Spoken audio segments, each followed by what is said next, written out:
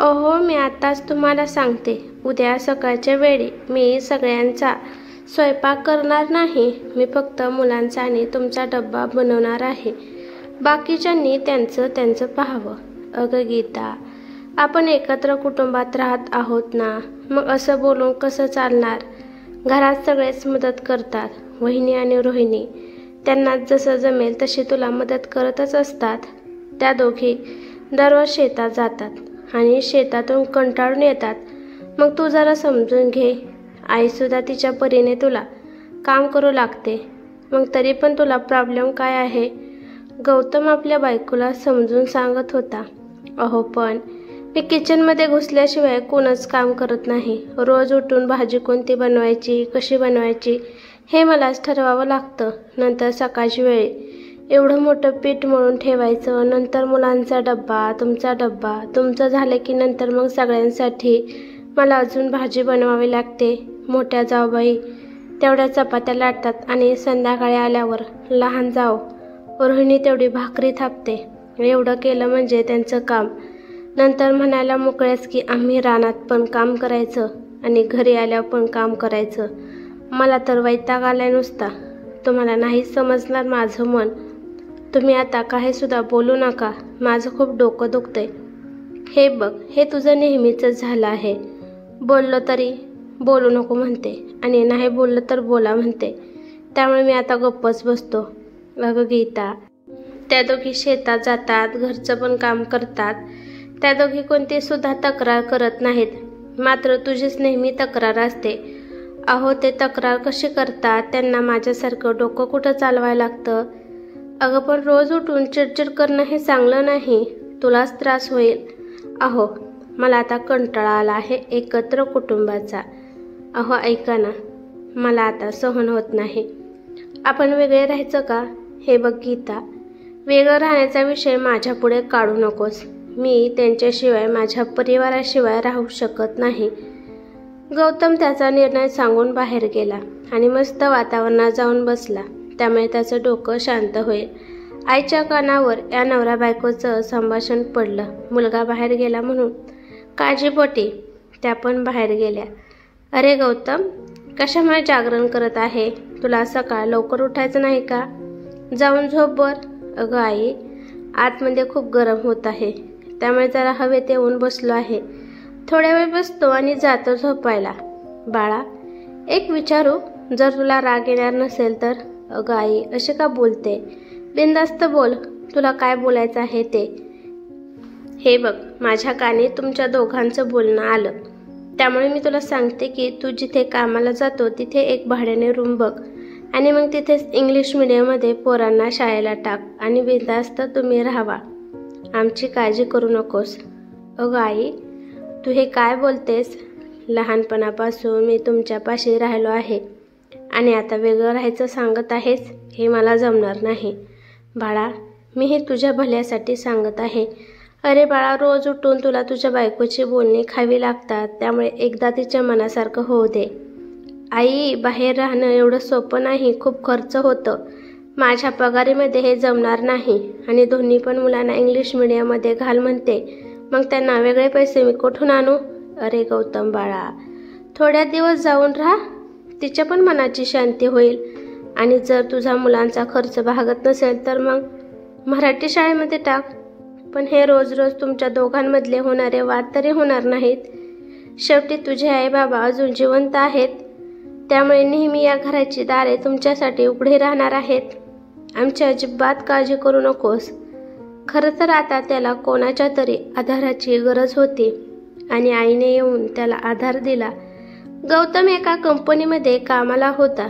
त्याच्या घरामध्ये 2 भाऊ होते. गौतमचा थोरला भाऊ आणि धाकटा भाऊ शेती पाहत होते. पोटापुरती शेती होती. त्यामुळे छोटी वहिनी रोहिणी आणि मोठी मनीषा दोघी पण आपल्या नवऱ्यासोबत शेतात कामाला जात होत्या. मोठ्या भावाचा मुलगा आता 10वीत होता आणि मुलगी 8वीत होती आणि छोट्या भावाचा सुद्धा मुलगा अजून लहानच होता आणि त्याला सांभाळण्यासाठी त्याच्या आईचा पूर्ण दिवस जात होता. आणि गौतमला 2 मुले होते. एक 4थीत आणि दुसरा 1लीत होता. त्यामुळे पाठीमागे उरलेलं सगळं काम गीताला करावं लागत होतं. मनीषा आणि रोहिणी पेक्षा गीता खूप शिकलेली होती, त्यामुळे तिला घरातील जिम्मेदाऱ्या दिल्या होत्या. त्यामुळे ती शेतात जात नव्हती आणि गौतमला पण नोकरी होती, त्यामुळे तो पण शेतात जात नव्हता. आणि गीताला सुद्धा कधीच गरज पडली नाही. आणि त्यामध्येच कामामध्येच दिवसभर गीताचा वेळ जात होता. छंद म्हणून गीता ब्लाऊज कपडे शिवत होती आणि आता ती बऱ्यापैकी छान शिवत होती, त्यामुळे तिला खूप मागण्या सुद्धा येऊ लागल्या. आणि अशाच टायमाला गीताने आपण वेगळं राहूया हा हट्ट त्याच्या पाठीमागे लावला होता. आईला मात्र आपल्याला गौतमची होणारी घुसमट माहीत होती, त्यामुळे आईने खूप प्रेमाने त्याला वेगळे राहण्याचा निर्णय सांगितला. गौतमला तो निर्णय आधी पटला नाही, पण बायकोच्या समाधानासाठी तो तयार झाला. या रोजच्या भांडणापासून मुक्तता मिळेल, त्यामुळे तो रूममध्ये आला. रूममध्ये आल्या गीता त्याला म्हणाली की काय ठरलं आहे, सांगा तुमचं फायनल, नाहीतर मी उद्या कोणाचा स्वयंपाक बनवणार नाही. गौतम तिला म्हणाला की सगळं तुझ्या मनाने होईल, पण जरा वेळ दे, सगळं हे सोपं नाही. हे ऐकल्यानंतर गीता खूप खुश झाली. तिला वाटत होतं की वेगळं राहिल्यावर भारी सुख असतं, त्यामुळे ती आज नवऱ्यावर फार खुश होती. दुसऱ्या दिवशी उठल्यावर गीताने खूप उत्साहात स्वयंपाक केला.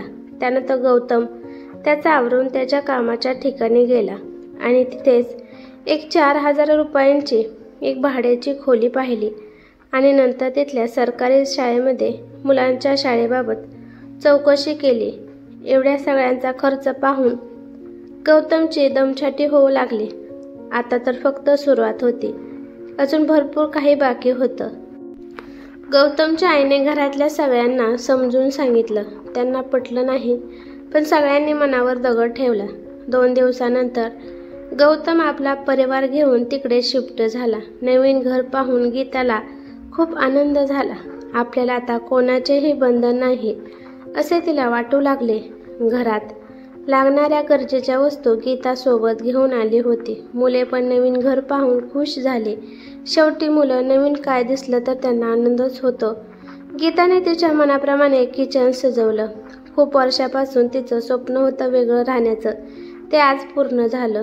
मुलांचं पण ॲडमिशन झालं, ते पण शाळेत जाऊ लागले. आता गौतमचं कामाचं ठिकाण जवळच असल्यामुळे त्याला धावपळ करायची गरज पडली नाही. राजा राणीसारखा दोघांचा संसार चालू झाला.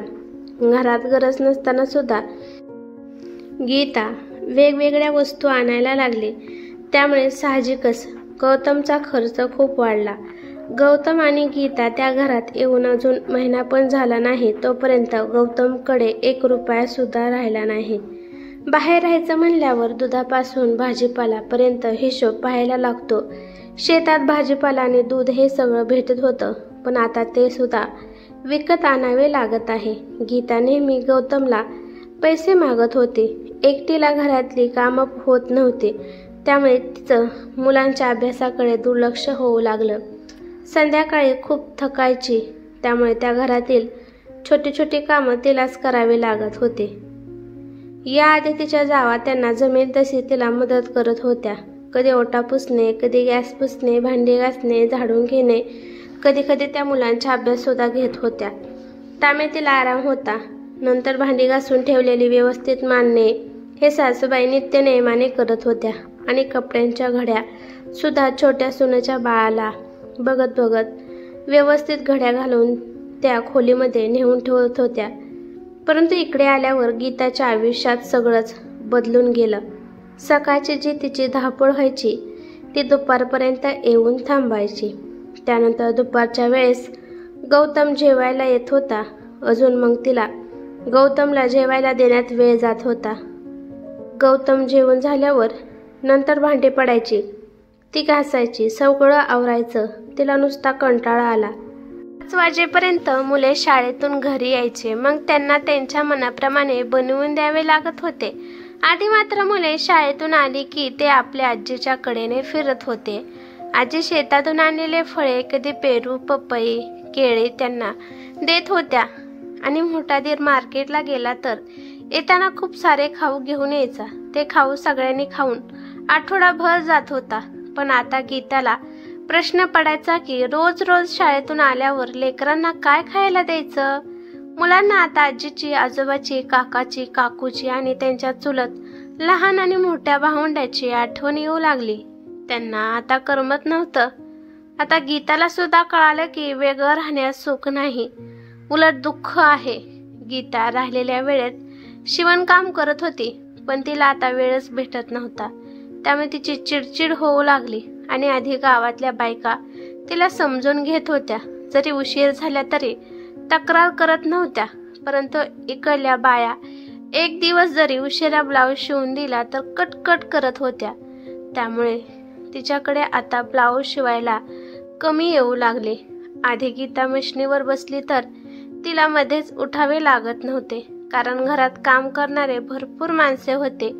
आणि आता घरकाम, शिवणकाम, लेकरांचा अभ्यास, लेकरांचं खाणं पिणं, नवऱ्याचं खाणं पिणं, बाजार, यामुळे तिला रडकुंडी आल्यासारखं वाटू लागलं. गीताने आता मुलांना ट्युशन लावायचा विचार केला. एका मुलाला शिकवण्यासाठी महिन्याला 600 रुपये जात होते. त्यामुळे दोन्ही मुलांचे 1200 रुपये झाले.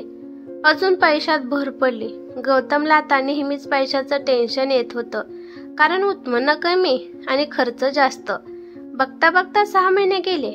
आता 6 महिने झाल्यावर गीताला तिच्या जावांची, सासूंची, सगळ्यांची आठवण येऊ लागली. त्यांची आपल्याला किती मदत होत होती हे तिला आता समजलं. गौतमला पण आता पश्चाताप होऊ लागला की त्याने विनाकारण गीताचं ऐकलं आणि वेगळं राहण्याचा विचार केला. आता घरातलं सगळं काम मीच करते हा तिचा गैरसमज जो होता तो दूर झाला. पण सगळे मिळून काम करू लागत होती हे तिला आता कळालं. खूप दिवसानंतर गौतम गीता मुलांना घेऊन आजी आजोबांकडे गेले. आजीला पाहून मुले तिला बिलगली. आता घरात खूप बदल झाला होता. किचनमध्ये सगळ्या वस्तू होत्या आणि घरात सोफा सेट, कपाट सगळं आणलं होतं, कारण गेल्या वेळेस शेतात चांगलं उत्पन्न मिळालं, त्यामुळे हे शक्य झालं. गीताला वाटायचे की घराचे पण सामान येत होतं ते माझ्या नवऱ्याच्या कमाईतून येत आहे. पण तिला आता समजलं की त्यांचे दोन्ही पण दीर त्यांना किती हातभार लावत होते. सासूने आणि दोन्ही जावांनी घराचं घर पण टिकून ठेवलं होतं. गीताची होणारी घालमेल सासूला कळाली होती, पण वेगळं राहण्याचा हा तिचा सर्वस्वी निर्णय होता. आताच्या मुलींना एकत्र परिवारात राहू वाटत नाही. त्यांना कामाचा कंटाळा येतो, त्यांची हौसमौज होत नाही हा त्यांचा गैरसमज. न बोलता सासूने सर्व काही ओळखले होते. सासू गीताला म्हणाल्या की गीता, सर्व व्यवस्थित चालू आहे ना? गीता बळबळच म्हणू लागली की हो आई, सर्व काही चांगलं आहे. सासू म्हणाली, तू गेल्यावर तुझ्या बडबडण्याची सवय झाली होती, ते ऐकायची बंद झाली आणि मुलांची फार आठवण येते. या दोघींनी आता घरातल्या सगळ्या जबाबदारी घेतल्या आहेत. आता त्या पण शिकल्या आहेत. कोणा वाचून कोणाचं अडत नाही. सासूने एक प्रकारचा टोमणच गीताला मारला होता. गीताला वाटत होतं की सासूबाईंनी म्हणावं की या आता या घरात राहायला, बाद झालं, वेगळं राहायचं, मला करमत नाही. पण सासूबाई तसं काहीच म्हणाली नाही. जाताना गीताचा पायच निघत नव्हता. तिला आता जाऊ वाटत नव्हतं. 2 दिवस सुट्टी आहे म्हणल्यावर घरची राहावा म्हणतील, परंतु कोणच तिला राहा म्हणलं नाही. पण जाता जाता सासूबाई म्हणाल्या की मुलांना राहू दे व त्याचा मोठा काका आणून सोडेल. तिला वाटत होतं की मला आणि गौतमला पण सासूबाई थांब म्हणतील, परंतु तिला कोणच थांब म्हणाले नाही. ती नाराज होऊन गौतमच्या गाडीवर बसली.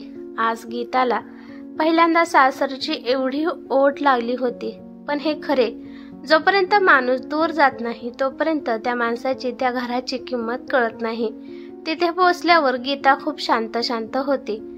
गौतमने तिला विचारलं, काय झालं गीता, तू शांत का आहे? अहो, 2 दिवस सुट्टी आहे, त्यामुळे मला वाटले की मला राहा म्हणतील कोणीतरी, पण मला थांबवलं नाही. खूप बदललं आहे व त्या घरात, त्यामुळे मला वाईट वाटलं. गौतम म्हणाला की ते बदलणारच की, कारण आपण पहिल्यांदा बदललो, त्यामुळे तुला ते बदललेले दिसत आहे. ते तुझ्या विचाराने चालत आहेत. तुला त्या घरात आता राहायला पसंत आहे का? नाही, या विचाराने ते तुला काही म्हणाले नाही. तुम्ही तेव्हा पण त्याच घराची बाजू घेत होता आणि आता पण त्यांचीच बाजू घेत आहात. गौतम म्हणाला की मी कोणाचीच बाजू घेत नाही. हा, पण जो खरा आहे त्याची बाजू मी नक्कीच घेणार. पण हे खरे आहे गीता, तुझ्याबरोबर तू आणि माझ्या मुलांच्या सुद्धा फार हाल केले. तू मला माझ्या आईवडिलांपासून दूर केलं, माझ्या भावांपासून दूर केलं, मुलांना पण त्यांच्या आजी आजोबांपासून, त्यांच्या भावांपासून, चुलत्यांपासून, चुलतीपासून तू वेगळं केलं. आमचं मन तू कधी समजून घेतलं नाही. अहो, खरंच माझं चुकलं. आज मुले त्यांच्या आजीला कसे बिलगली ते मी पाहिलं. येताना त्यांनी वळून सुद्धा माझ्याकडे पाहिलं नाही. मुले तिथं खूप आनंदी दिसली. गौतम तिला म्हणाला की बरं झालं तुझी चूक तुला समजली, यामध्ये खूप काही आलं. अहो, मी काय म्हणते, आपण माघारी जायचं का? त्या घरी राहायला मला इथं कोणल्यासारखं होत आहे. गौतम म्हणाला, हे सोपं नाही. वेगळं राहण्याचा निर्णय तुझा होता आणि आता जाण्याचा निर्णय पण तुझाच आहे. हे काय खेळ लावला आहे का? जर आपण तिकडे राहायला गेलो तरी तू म्हणणार आहे विनाकारण माघारी आली. तिकडं होते तेच बरं होतं. तुझ्या स्वभावाला मी चांगला ओळखून आहे. यानंतर कोणत्याही गोष्टीवरून मला भांडायचं नाही. एकत्र कुटुंबात राहिल्यावर मला कटकट करायची नाही.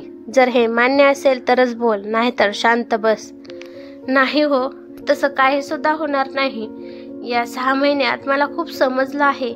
हे बघ, आपण जाऊ माघारी, पण मुलांची शाळा किती वेळा आपण बदलणार आहे? जोपर्यंत मुलांच्या शाळा पूर्ण होत नाही तोपर्यंत आपल्याला जाता येत नाही. एकदाच्या मुलांच्या परीक्षा संपल्या. खूप आतुरतेने गीता परीक्षांची वाट पाहत होती. त्यानंतर गीताने सगळ्यांची हात जोडून माफी मागितली. तिला एकत्र कुटुंबाचा अर्थ समजला की किती छान असतं एकत्र कुटुंबात सगळ्यांनी मिळून केलेली कामं, त्यातली गंमत आणि आपलं म्हणून करणारं, हे सगळं तिला कळाले. तिच्या घरच्यांनी सुद्धा खूप मोठ्या मनाने तिला माफ केलं. खरं तर एकत्र कुटुंबात काम आणि खर्च यामुळे नेहमी भांडणे होत असतात. गीता आणि गौतम त्यांचा पसारा घेऊन त्यांच्या हक्काच्या घरी आले. यानंतर ते सगळे आनंदात राहू लागले. गीताच्या मनातील सगळे गैरसमज सगळे दूर झाले होते. त्यामुळे ती आपल्या एकत्र कुटुंबासोबत आनंदित होती. आणि तिच्या 2 जावा संध्याकाळी कामावरून कंटाळून आल्या तर गीता त्यांना काम करून देत नव्हती. ती आता सगळी कामं करू लागली. त्यामुळे पूर्ण कुटुंब आनंदित होतं. घरातली एक जरी व्यक्ती गीतासारखी असेल तर घर तुटायला वेळ लागत नाही. त्यामुळे कोणता पण निर्णय घ्यायचा असेल तर विचार करून घ्यावा, नंतर पश्चाताप करून काहीच फायदा नसतो. ही कथा कशी वाटली कमेंट करून नक्की सांगा. कथा आवडली तर लाईक शेअर नक्की करा आणि चॅनलवरती नवीन असाल तर चॅनलला सबस्क्राईब करा. धन्यवाद.